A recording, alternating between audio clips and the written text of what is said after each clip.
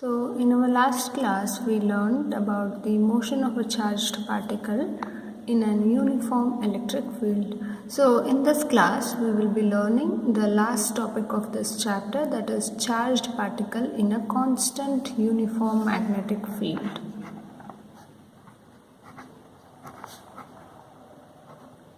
Charged particle in a constant uniform magnetic field.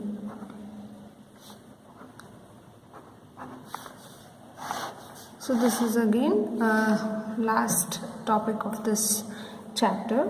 So in the last class you got the equation for the motion of a charged particle in the constant in the uniform electric field. So here also we'll learn what will happen if we keep a charged particle in a uniform magnetic field. So whenever you keep the charged particle in any field, like may it be an electric field or a magnetic field, so there will be a force that acts on this charged particle. So in our last to last class we learned that what will be the direction of the charged particle, what will be the direction of the force that is acting on the charged particle when it is kept in the uniform electric field.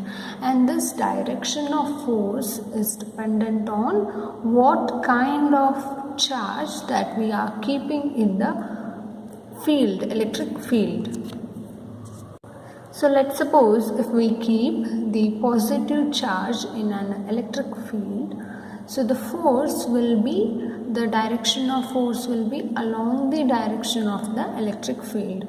So let's suppose if we keep the negative charge, then this force, the direction of force will be opposite to the direction of electric field.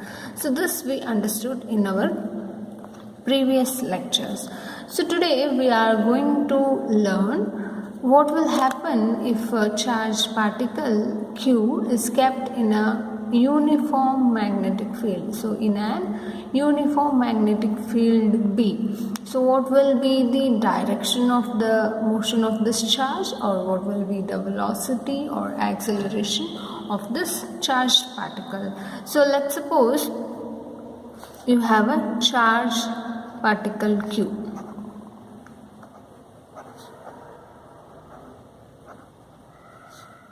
So Q is a charged particle and there is a magnetic field B.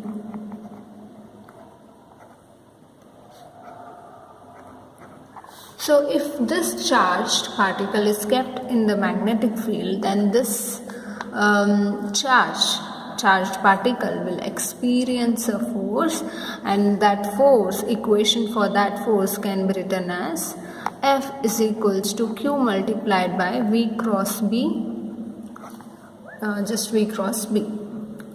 So this derivation for this formula you have learned in your PUC second year. So if you are familiar with this equation, then that's well and good. So if you don't know this equation, then you can go back to your second PU notes and check this equation. So this equation or this formula is known as Lorentz force equation.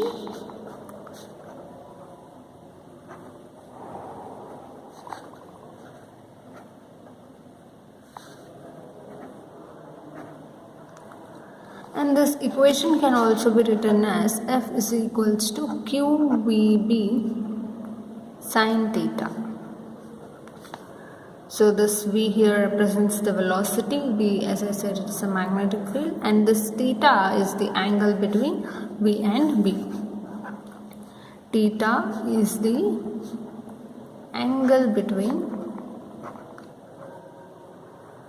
V and B. So from this equation you can say when this force will be maximum or when this force will be minimum. So here you have got sine theta. So if the angle between V and B is like 0 degree, then what will be the force? Force is again QVB sine theta.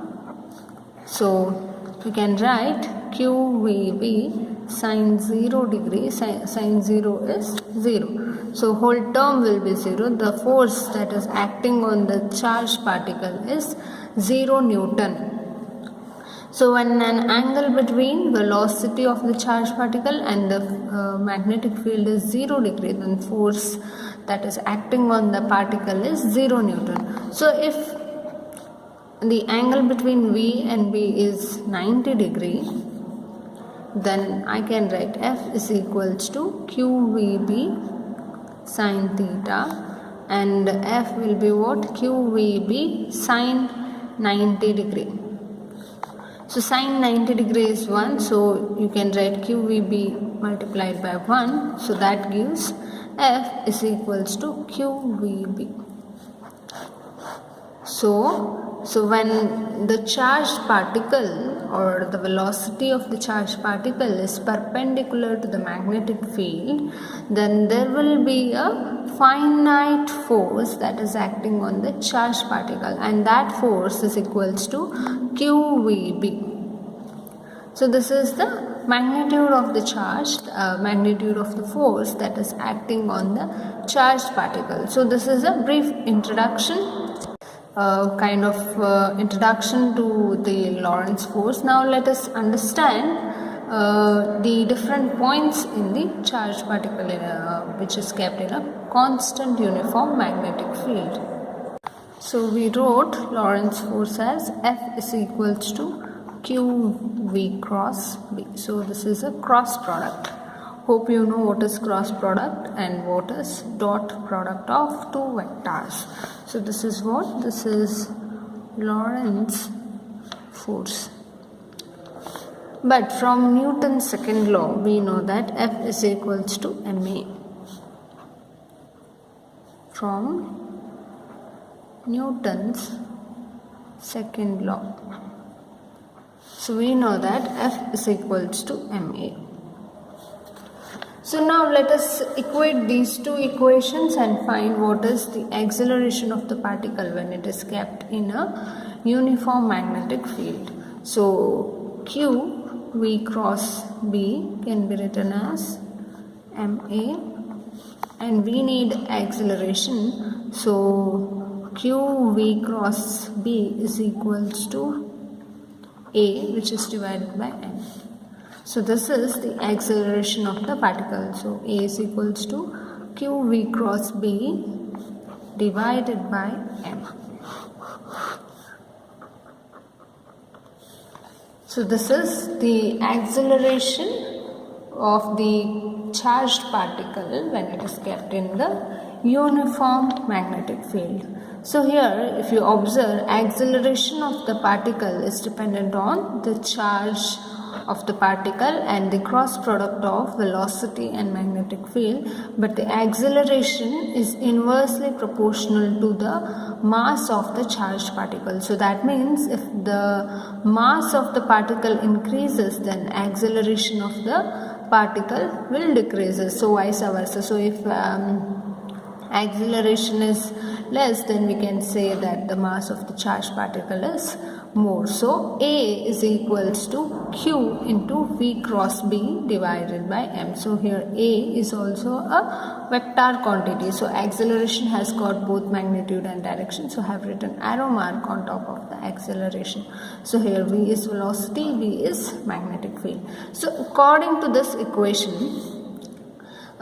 we can infer that acceleration will be normal to the plane containing velocity and the magnetic field. So I can draw. So in a plane, if you have the particle velocity V and the magnetic field or the direction of magnetic field, then acceleration will be perpendicular to both the vectors V and B. So this is what the diagram for the equation of acceleration. So from this equation we can again infer 3 points. So first observation would be, so what is A? A is equals to Q multiplied by V cross B divided by m. So if the angle between V and B is 90 degree, then what will happen? So acceleration will be maximum. So the first point is angle between V and B is 90 degree.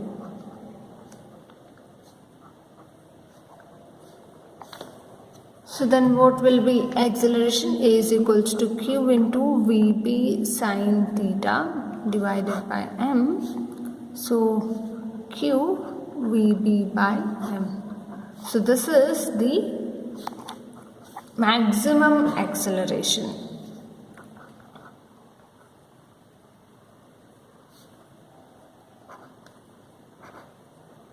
So let's suppose you have the magnetic field like this. So this denotes the inward magnetic field.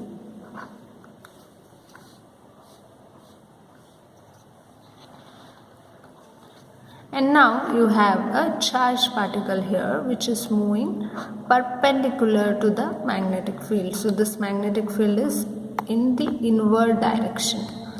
And this charged particle is moving like this. So these two are perpendicular to each other. So at this point the charged particle will have the maximum acceleration. So this is the first observation that we can tell about this equation. A is equals to Q into V cross B divided by M. So the second observation would be, so if velocity of this charged particle is 0, then the particle will be at rest. So if the velocity v of a charged particle is 0, then we can say that acceleration will also be equals to 0, because acceleration is directly proportional to velocity of the charged particle. So that means we can say the charged particle is at rest. And that means there is no field that is acting on this particle Q. So field has no effect on this Q. So that is when the V of the charged particles is 0. So that means if the particle is at rest, acceleration will be 0. That says that the field has no effect on this charged particle. So now third point. So if angle between velocity and magnetic field is 0, then what will happen? So angle between velocity and magnetic field is 0 degree. So that means, let's suppose you have a magnetic field in this direction and the velocity of this charged particle is also in this direction. So now if angle between V and B is 0, then what will be acceleration? Acceleration will be again 0. Why? Because we have the cross product between B and V. So BV sine theta is there. So sine 0 is 0. So that means we get acceleration 0. A is equals to Q cross B divided by M. So that you can write QVB sine theta by M. So QVB sine 0 degree divided by M, that means acceleration is 0 because this term goes off. So that 0 multiplied by anything is 0. So acceleration of the particle is 0 when the angle between the velocity of the charged particle and the magnetic field is 0. That means this charged particle is moving along the direction of the magnetic field. So you can observe here. So magnetic field direction and the velocity of the charged particle direction is same. Then only the acceleration of the particle will be 0. So therefore, so this field, so whatever the angle between the V and B, this field is always affecting the motion of this charged particle. So we saw nearly 3 points. So we saw nearly 3 points, but in all 3 points this magnetic field is affecting the motion of the charged particle. So when V and B are perpendicular, then you can observe the circular motion of the charged particle. So when will we observe the circular motion of the charged particle? So when V and B are perpendicular. Now, so in all these 3 points, this field is actually changing the direction of the charged particle Q, which is moving in a space. So whenever there's a field, there will be some kind of force that will be experienced by the charged particle Q, and that force can be mathematically written as QEB sine theta, and we can say the name of this equation as Lorentz force. Lorentz force is the force that is acting on the charged particle when it is traveling in the field. So this concept we understood. Now let us jump to the next part of this concept. So if velocity of the particle, so here we have the velocity, if this velocity of the particle be inclined to the magnetic field at some random angle, so let us not consider 0 or 90 degree. So randomly, let's suppose if B is there, then velocity, let us take like it has made an angle of 30 degree or 45 degree something, then we can resolve this vector of the velocity into 2 components. So we have learned how do we resolve the vector, given vector into 2 components. So there will be basically 2 components. So let's suppose you have a vector A, which is like this. So this is vector A. So this vector can be resolved into 2 components.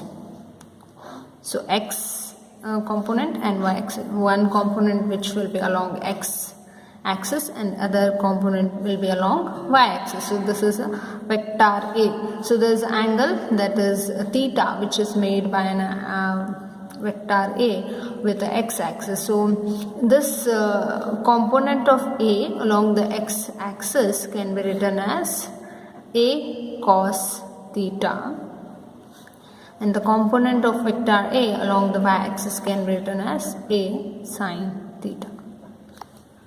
So how do we write this? So if you want this x component, then consider this theta and try to apply the trigonometric formulas and find what will be the x component and y component. So similarly, if we have the velocity vector for the charged particle which is inclined in some random angle other than 90 degree or 0 degree, then we can resolve that velocity vector into 2 components.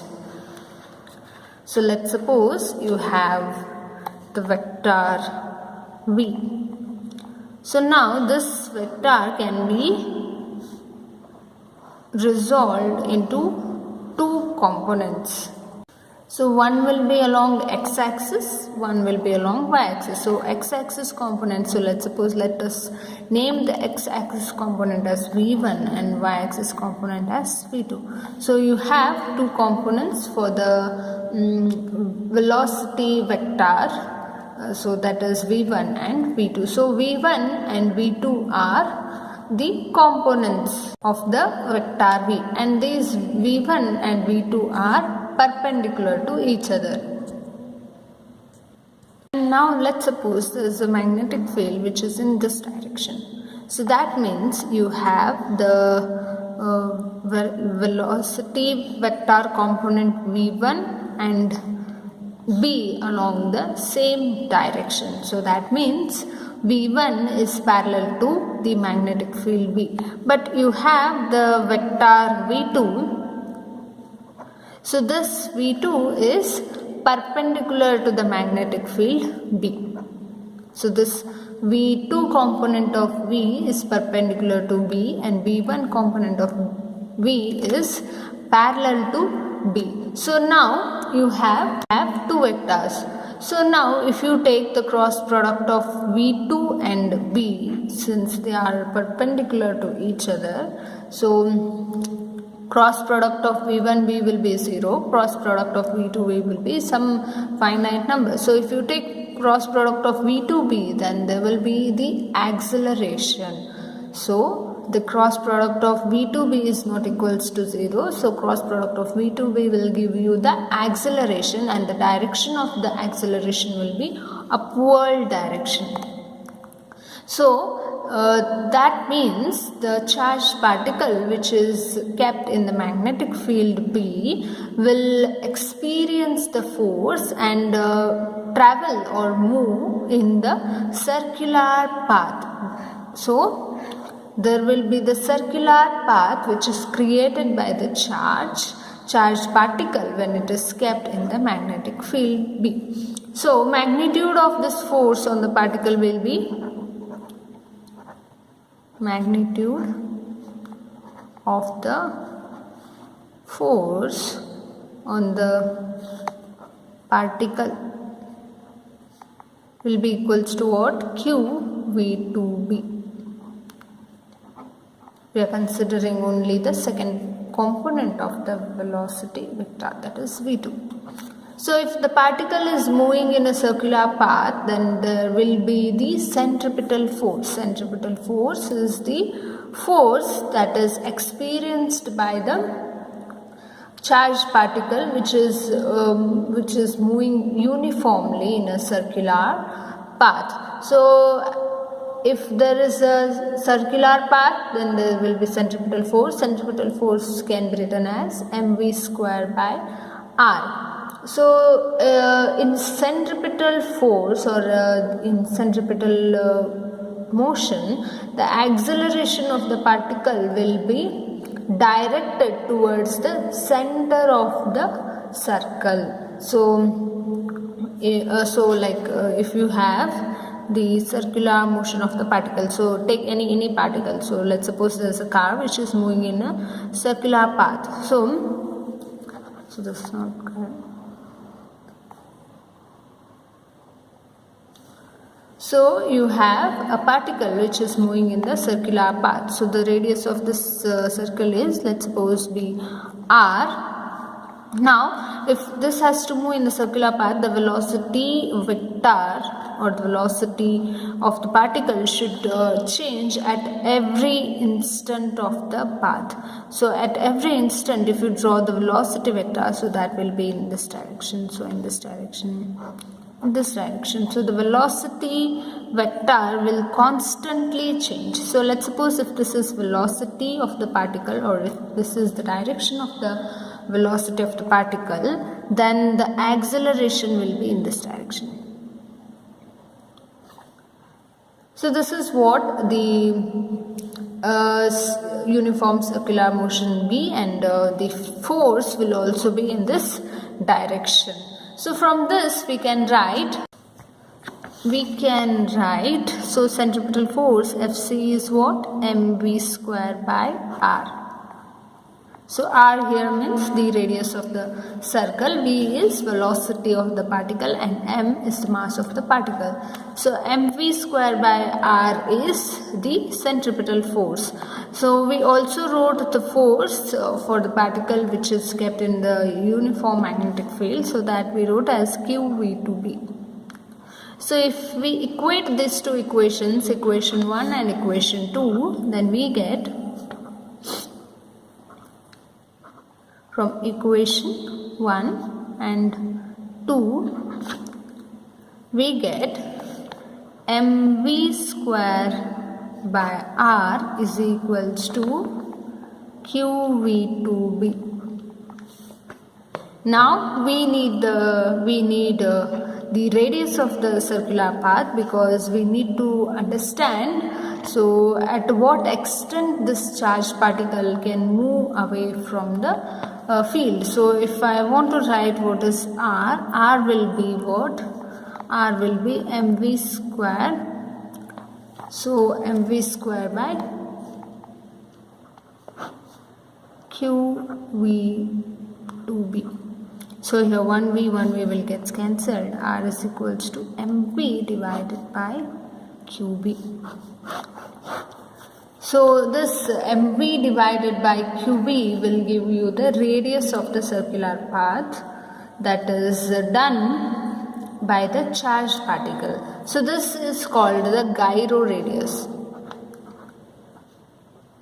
So you should remember this formula. So this is the kind of important formula. So you can expect a question from this formula in your entrance exam or something like that. So this is gyro radius, and this can also be called as cyclotron radius.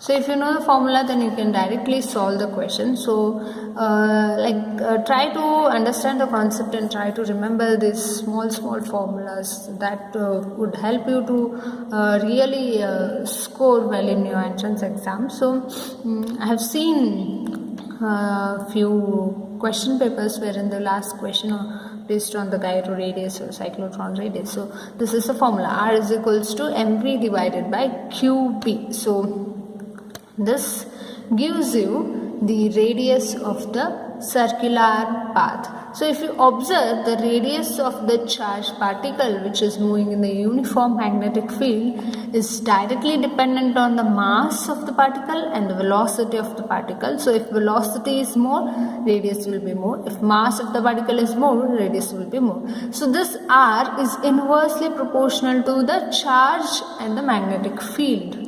So if there's heavy charge on the particle, then that particle will revolve in a small circular path. So the R will decrease.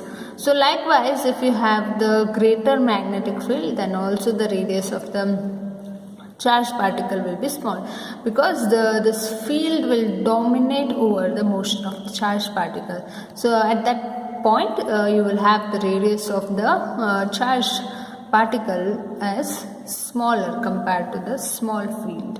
So this is what the gyro radius or the cyclotron radius.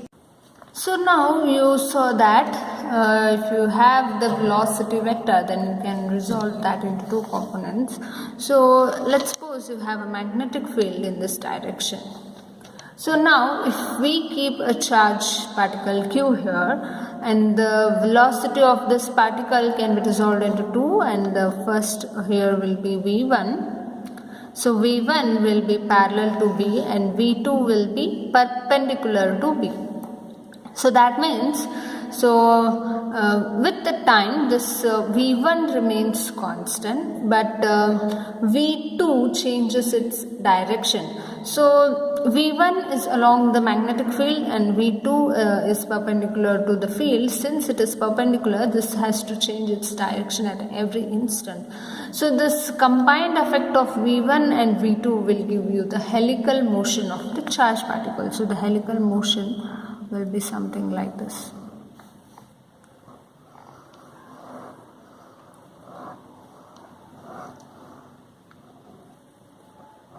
So this is again the direction of the v2. So this is the helical motion or helical path of the charged particle.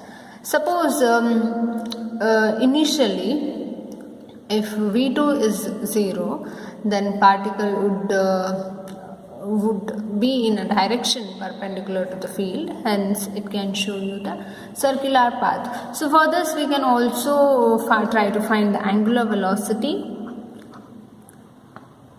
So this formula again you have learnt in your PUC first year, where in a centripetal acceleration concept.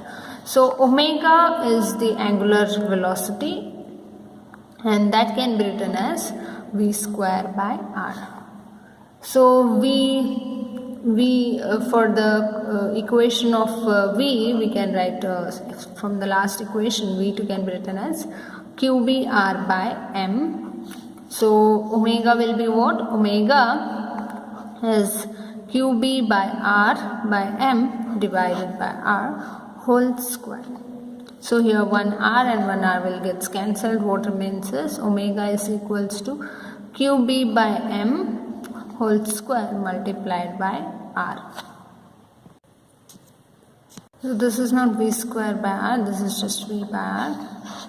So the square goes, and what remains is QBR by M. So I'll write it again. Omega is equals to QBR divided by M. That is angular velocity. So we know that time period. So time period can be written as 1 by t. T is time period. Frequency can be written as 1 by t. So omega is equals to 2 pi f. F is frequency. So in place of frequency, if you substitute t is what? T is 1 by f. So omega will be what?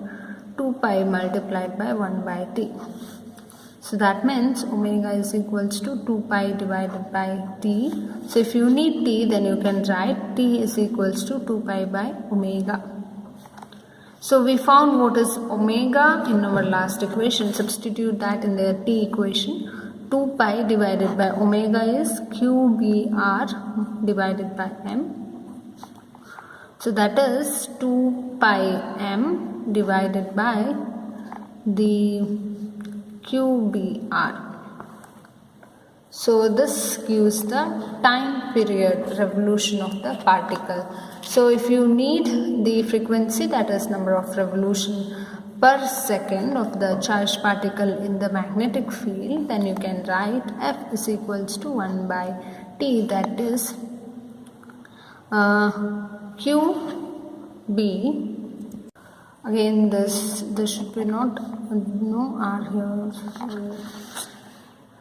So we have cancelled to R, so this should not come. QB by M, that's it. So if you substitute omega is QB by M. Omega is QB by M. I wrote it as QBR by M, so that is wrong. Omega is QB by M. So now if you substitute omega, 2 pi by QB multiplied by M, that gives 2 pi M divided by QB. So if you write for frequency is 1 by T, that is QB divided by 2 pi M.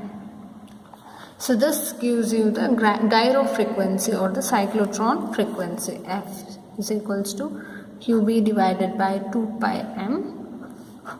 That gives you the gyro frequency or the cyclotron frequency.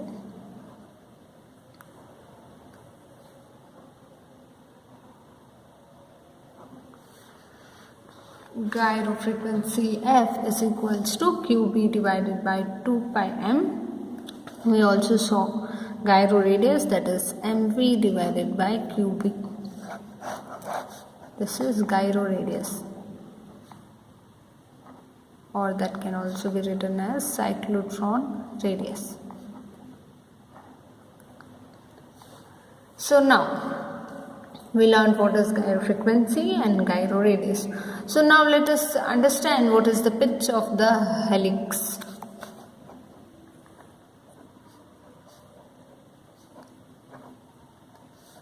So this can be defined as the distance travelled by a charged particle along the magnetic field in the given time such that it should complete one revolution.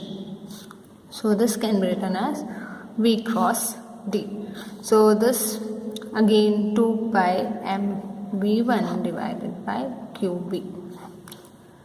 So that gives you the distance that is travelled by the charged particle in a uniform magnetic field in a given time to complete one revolution. So this is for today, and in our next class we'll work on the problems.